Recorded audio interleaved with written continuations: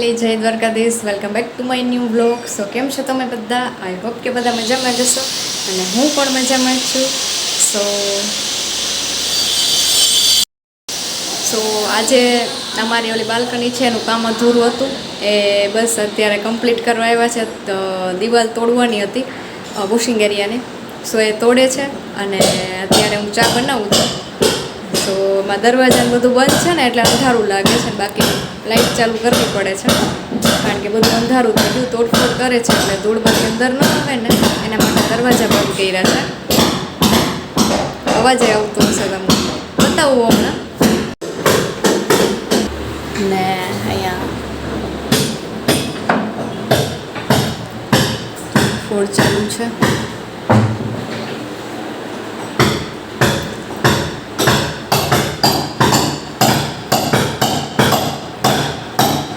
જે દિવાલ છે ને એ તોડવાની છે. સો અત્યારે કારીગર આવ્યા છે ને તો એના માટે હું ચા બનાવતી હતી. સો અમારા ઘરે કોઈ બી કારીગર આવે ને તો અમારા ઘરમાં એ સિસ્ટમ જ છે, પાછળ અવાજ આવતો હશે, કે ચા પીધા વગર કે ઠંડુ પીધા વગર ક્યારેય જાય જ નહીં કોઈ બી માણસ. એમ કોઈ બી કારીગર હોય, કોઈ બીજા કોઈ હોય એમ તો ક્યારેય જવાનું જ નહીં. એ જ અમારા ઘરની સિસ્ટમ છે. અને બીજું તો જો અમારે 12 મહિનાના મસાલા પણ થઈ ગયા છે અને એ બી આપણે દળાવીને કરીએ ને એવી રીતના કરાવ્યા છે, જેમાં કોઈ પણ પ્રકારનો કલર કે એવું કંઈ હોતું જ નથી. ડાયરેક્ટ આપણે સામે જ બધું મશીનમાં નાખીને કાઢીને જે થાય ને એ જ રીતના છે. 12 મહિનાના ઘઉં થઈ ગયા છે, મસાલા થઈ ગયા છે અને 12 મહિનાના અથાણા પર બની ગયા છે, કેરી અને ગુંદાના અથાણા અને ગાજરના. સો એ પણ અમે બનાવી લીધા છે. અને બધું જે અમારા ઘરમાં છે ને બધું 12 મહિનાનું જ થઈ જાય, એટલે કાંઈ ટેન્શન જેવું રહેતું નથી. બાકી તેલના ડબ્બા છે એ પણ 12 મહિનાના જ આવી જાય. મેં પહેલાંનો જે બ્લોગ છે એમાં નાખ્યા જ હતા, તેલના ડબ્બા આવી ગયા છે અને એવું બધું હતું એ પહેલાંના બ્લોગમાં. તો બધી વસ્તુ છે ને 12 મહિનાની જ આવી જાય, એટલે કાંઈ વચ્ચે વચ્ચે લેવું પડે, બહુ ઓછું લેવું પડે એ પ્રમાણમાં. બાકી બધું આવી જાય, લસણ ડુંગળી છે ને બધું એવું આવે. તો જો અત્યારે છે આ બધી દિવાલ છે એ તૂટી ગઈ છે, આટલો ઢગલો થયો બધો.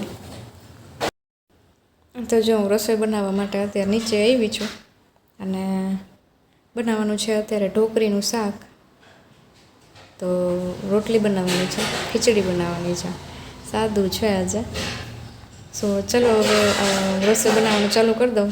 મમ્મી, હેતાર્થ અને ભાઈ ને એ બધાય છે ને સોસાયટી ગાર્ડનમાં ગયા છે હેતાર્થને લઈને, એટલે આવે ને એ પહેલાં હું ફટાફટ જલ્દી બનાવી લઉં ને મળીએ રસોઈ ટાઈમે.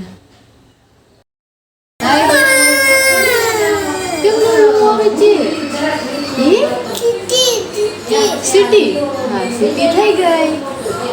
તું બાબા ગયો તો? હા એમાં મમ્મમ છે. તું બાબા ગયો તો?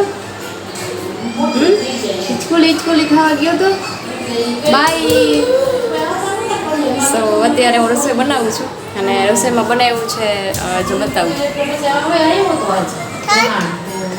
હેતાર્થ, હાય. હેતાર્થ શું કરતો હતો? માની. ઓકે, માની પીતો તો. ચાલ બાય તો કહી દે. બાય. હા આલુ હેતાર્થને આપી દેજે, બસ બાય કરી દેવાનું. હો તો આમાં સરસ ખીચડી બનાવી છે, આમાં છે છાશ અને આમાં છે એકદમ સરસ ઢોકળીનું શાક. અને જો અહીંયા સરસ મેં વ્હાઈટ કઢી બનાવી છે. તો હાલ આવી જાઓ બધા જમવા માટે. ને બાકી હવે જો હું રોટલા બનાવવાની તૈયારી કરું છું.